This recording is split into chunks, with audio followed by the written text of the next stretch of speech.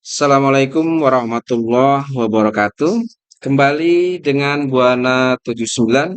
Salam semangat selalu untuk seluruh pelajar di Indonesia, baik dari Sabang sampai Merauke, dari Miangas hingga Pulau Rote. Kita lanjutkan untuk proses penyusunan laporan keuangan dari UD Abadi, di mana pada pertemuan sebelumnya kita sudah sampai pada proses posting buku besar. Kemudian dari proses posting jurnal khusus ke buku besar, kita sudah susun raca saldo 31 Desember atau trial balance 31 Desember. Nah, pada pertemuan kali ini saya akan fokus membahas terkait bagaimana cara menyusun jurnal penyesuaian dari UD Abadi, di mana di sini sudah saya siapkan untuk soal-soalnya atau bukti memo yang terkait dengan penyesuaian itu sendiri.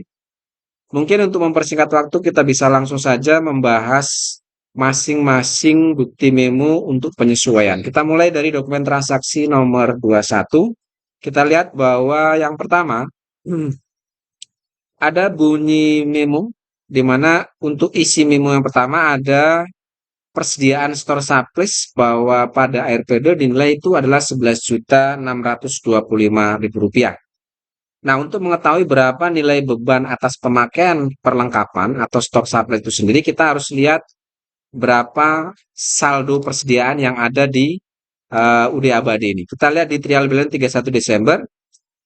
Ya, kita lihat di sini bahwa di trial balance 31 Desember untuk store supply sendiri saldonya 10.300.000. Oke, untuk mempermudah ini coba saya akan bagi jadi dua seperti ini. Ya, kita lihat di sini bahwa persediaan air store supply itu dinilai 11.625.000. Sedangkan di saldo neraca atau neraca saldo untuk perlengkapan sendiri saldonya adalah 10.300.000. Artinya bahwa taksiran ini ternyata nilainya lebih tinggi. Yang biasanya kalau kita latihan itu biasanya taksiran untuk store surplus dia lebih rendah, tetapi di sini lebih tinggi. Nah, itu artinya bagaimana caranya supaya pada akhir periode setelah adanya penyesuaian ini bahwa store surplus menunjukkan nilai 11.625.000, maka untuk jurnalnya sendiri ya, kalau biasanya taksiran taksiran store surplus itu lebih rendah, ini biasanya jurnalnya adalah store surplus expand pada store surplus. Tapi di sini permasalahannya karena persediaan air store surplus dinilainya lebih tinggi dari nilai saldo surplusnya sendiri atau store surplus sendiri, maka jurnalnya kita balik. Sehingga di sini jurnal untuk mencatat untuk poin yang pertama atau bukti memo yang pertama itu adalah kita masukkan dulu tanggalnya. Ya, tanggal 31 jurnalnya adalah store surplus pada store surplus expand. Jadi kebalik sini. Yang biasanya kalau persediaan air store surplus itu dinilai lebih rendah, itu maka jurnalnya store surplus expand pada store surplus. Tapi di sini ternyata penilaian atas persediaan store surplus pada air periode nilainya dia lebih tinggi sehingga jurnalnya kita balik seperti ini supaya dengan tujuan apa? Selisih antara store surplus atau penilaian store surplus di air periode dengan nilai saldo store surplus yang sebenarnya itu bisa menambah nilai saldo store surplus ini. Nah, kalau kita hitung selisihnya antara saldo stok surplus dengan taksiran air periode itu 10.300.000 dikurangi dengan 11.625 dikurangi dengan 10.300. Maka di sini ketemulah nilai untuk sisi debit dan kreditnya sebesar Rp1.325.000. Oke, itu jurnal yang pertama. Lalu untuk refnya silakan kalian masukkan untuk kode akun ini. Lalu yang kedua, beban sewa toko Desember 2022 di sini dinyatakan 1 juta. Artinya beban sewa toko itu sudah disebutkan 1 juta. Artinya bebannya sudah ketahuan. Sehingga nilai ini yang akan kita catat ke dalam jurnal penyesuaian.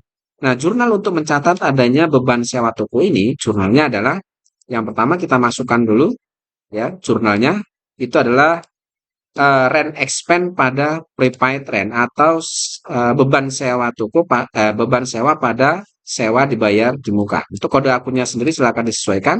Nilainya untuk sisi debit dan kredit kita ambil dari dokumen yaitu 1 juta ini. Oke, itu jurnal yang kedua. Sekarang kita masuk jurnal yang ketiga. Begitupun sama dengan yang nomor 2 bahwa beban asuransi, artinya nilai beban asuransi sudah diketahui di sini nilainya adalah 1.250.000. Berarti ini akan kita catat ke dalam jurnal. Nah, untuk mencatat adanya beban asuransi, jurnalnya adalah insurance expense pada prepaid insurance atau beban asuransi pada asuransi dibayar di muka. Untuk nilainya sendiri itu bisa kita ambil di dokumen yaitu 1.250.000. Kita masukkan di sisi debit dan sisi kredit seperti ini. Oke, itu jurnal yang ketiga. Dan yang terakhir untuk bukti yang pertama itu adalah kode untuk yang poin keempat. Di sini disebutkan bahwa taksiran kerugian piutang dagang itu 2,5% dari saldo per 31 Desember. Nah, sekarang untuk mengetahui berapa beban kerugian piutang ya untuk 2,5% dari nilai saldo, ini kita lihat dulu di daftar saldo untuk piutang dagangnya sendiri itu adalah 246 juta. Nah, dari 246 juta piutang dagang ini ditaksir 2,5%-nya ini tidak tertagih. Artinya kita coba cari berapa 2,5% dari nilai piutang ini atau 246 juta ini. Saya hitung 2,5% dikalikan dengan nilai piutang 246. Ketemulah nilai 2,5% ini dikalikan dulu ya, kalikan dengan piutangnya. Didapat 6.150. Ini taksiran kerugian piutangnya. Jadi ditaksir dari 246 juta ini, ternyata 6.150 ini dianggap piutangnya hilang atau nggak tertagih. Nah, kemudian kita lihat cadangan kerugian piutang dagang kita atau allowance for doubtful debt, ternyata dilihat di sini untuk cadangannya itu adalah 12.800. Cadangan piutang itu lebih besar dari taksiran kerugian piutangnya. Nah, kalau terjadi begini, saldo piutang lebih besar dari taksiran kerugian piutangnya, maka jurnal untuk mencatatnya di sini adalah kita masukkan dulu tanggalnya. Kemudian jurnalnya adalah allowance for the full debt pada bad debt expense. Nah, kalau misalnya cadangan ini lebih rendah dari taksiran kerugian piutangnya, maka jurnalnya bisa dibuat beban kerugian piutang atau bad debt expense pada allowance for the full debt. Yang jadi masalah, saldo cadangannya ternyata di sini lebih besar dari persentase atau taksiran kerugian piutangnya. Sehingga supaya pada akhir periode setelah adanya penyesuaian, saldo cadangan menunjukkan nilai saldo yang sebenarnya, artinya menunjukkan taksiran kerugian piutang sebesar 2,5%, maka cadangan yang ada di saldo harus kita kurangi. Dengan cara kita buat jurnal untuk allowance for the full debt ada di sisi debit karena saldo normal cadangan ada di sisi kredit. Sehingga supaya 12 juta ini berkurang menjadi 6.150, maka dalam pencatatan jurnal penyesuaian allowance for the full debt ada di sisi debit sedangkan BDP-nya ada di sisi sebelah kredit. Nah, nilainya itu adalah selisih antara nilai saldo cadangan dengan taksiran kerugian piutangnya. Nah, di sini setelah kita hitung untuk selisih antara saldo cadangan dan saldo taksiran itu selisihnya ada 6.650.000 rupiah. Inilah yang kita masukkan ke dalam jurnal penyesuaian untuk cadangan kerugian piutang ini, yaitu 6.650.000 rupiah untuk sisi debit dan sisi kredit. Oke, jadi itu jurnal penyesuaian jika terjadi saldo cadangan lebih besar dari nilai taksiran kerugian piutangnya. Tetapi jika taksiran kerugian piutang ini lebih besar dari nilai cadangan, maka jurnalnya dibalik, bad debt expense pada allowance for the full debt. Seperti itu kira-kira untuk penjelasan bukti memo yang pertama dari 4 poin terkait data penyesuaian air holding.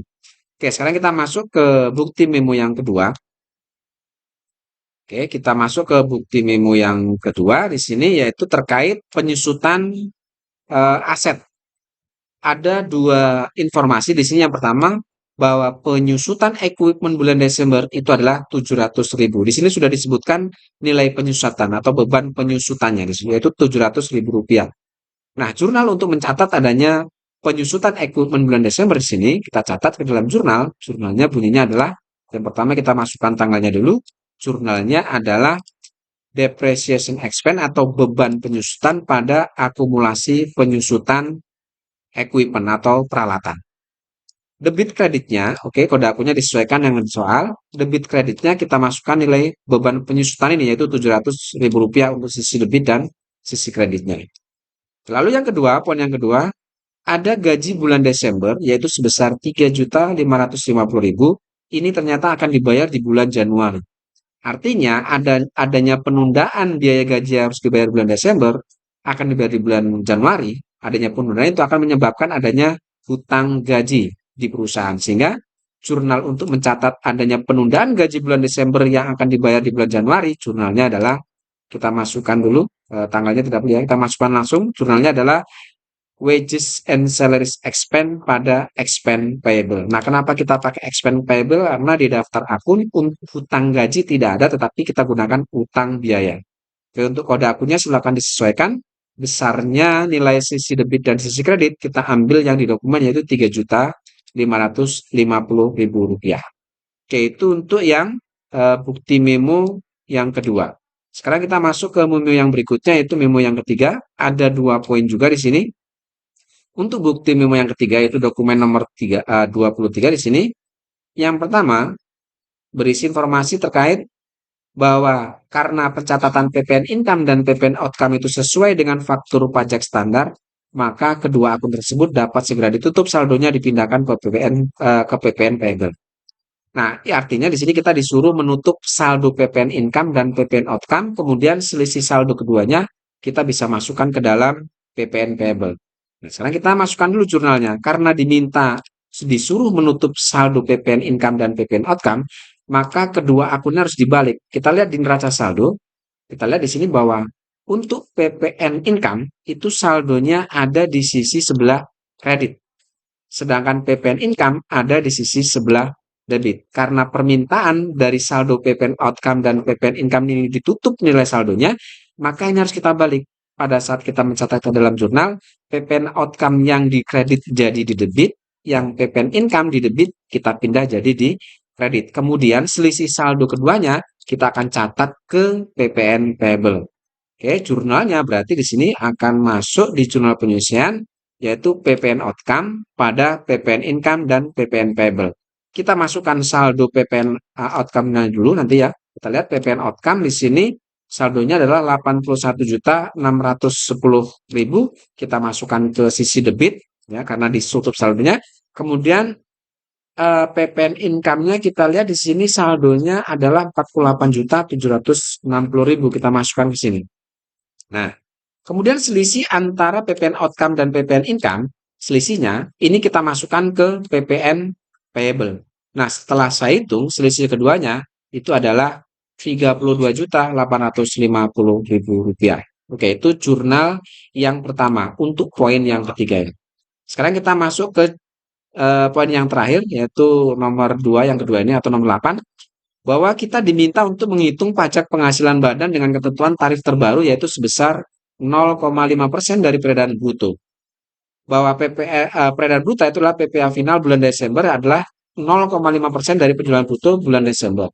Kemudian dari adanya perhitungan pajak ini, maka kita disuruh mencatat PPA ke dalam income tax expense dan income tax payable. Nah, untuk menghitung besarnya pajak penghasilan ini, kita lihat bahwa tarifnya ini dihitung dari peredaran bruto. Nah, untuk peredaran bruto sendiri, yaitu kita lihat di akun kode pendapatan. Kita lihat bahwa pendapatan operasional itu ada di kode 4. Kita lihat di kode 4, di sini ada 4 akun. Ya, ada sales retur, ada sales diskon, dan free collective.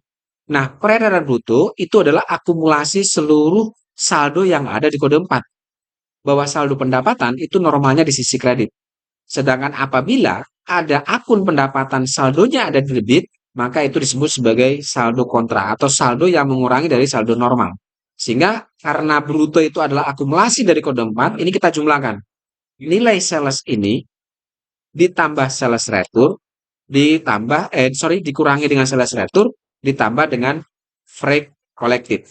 Sehingga kalau kita hitung 0,5%, oke, 0,5% dari 0,5% dari itu berarti kalikan dengan pendapatan bruto, berarti nilai pendapatan atau sales ini dikurangi dengan sales retur ditambah dengan free collective. Ya, yang ini berarti. beban angkut penjualan. Maka didapatlah nilai sebesar Rp6.308.750. Dan inilah yang disebut dengan beban pajaknya. Nah, setelah kita sudah tahu berapa pajak penghasilan dari adanya peredaran bruto yaitu 6.308.760, maka nilai ini akan kita catat ke dalam jurnal penyesuaian. Jurnalnya sendiri untuk mencatat adanya perhitungan atau adanya beban pajak ini, tadi di sini diminta bahwa suruh mencatat ke dalam income tax expense dan income tax payable. Sehingga di sini kita masukkan ke dalam jurnal, di sisi debitnya income tax expense, kreditnya income tax payable. Masing-masing nilainya adalah sesuai dengan perhitungan tadi 0,5% dari peredaran itu didapat nilai sebesar 6.308.750 untuk sisi debit dan sisi kredit. Oke, itu jurnal penyesuaian dari UD Abadi. Saya rasa sudah tidak ada bukti memo lagi, berarti penyusunan jurnal penyesuaian untuk UD Abadi selesai. Setelah selesai, kita coba hitung sisi debit dan sisi kreditnya. Setelah di sini saya total, hasilnya adalah 102.393.750 untuk sisi debit dan sisi kredit. Oke, langkah terakhir setelah jurnal sudah selesai kita susun, langkah terakhir adalah kita akan coba buat rekapitulasi dari jurnal penyesuaian ini. Bahwa tujuan dibuatkan rekapitulasi itu adalah untuk mengelompokkan akun-akun yang muncul di sisi debit dan akun-akun yang muncul di sisi kredit. Oke, sekarang kita tandai dulu untuk akun-akun yang muncul di sisi sebelah debit. Kalau kita lihat di sini, ya di sini saya tandai akun-akun yang muncul di sisi sebelah debit. Ya, berarti yang ini. Nah, setelah kalian tandai seperti ini, baru silakan kalian susun akun-akun ini sesuai dari akun yang terkecil dengan sampai dengan akun yang terbesar. Setelah saya susun di sini hasilnya rekapitulasi untuk akun yang muncul di sisi sebelah debit, hasilnya kira-kira seperti ini. Ada 1, 2, 3, 4, 5, 6, 7, 8. Ada 8 akun muncul di sisi debit dan untuk sisi kreditnya berarti yang ini. Oke, setelah saya susun hasilnya untuk rekapitulasi akun yang muncul di sisi sebelah kredit itu adalah kira-kira hasilnya seperti ada 1, 2, 3, 4, 5, 6, 7, 8, 9. Ada 9 akun. Oke, setelah itu baru kita masukkan nilai dari saldo akun-akun ini. Oke, sekarang kita masukkan yang 1/1400. Kita cari 1/1400 berarti yang ini.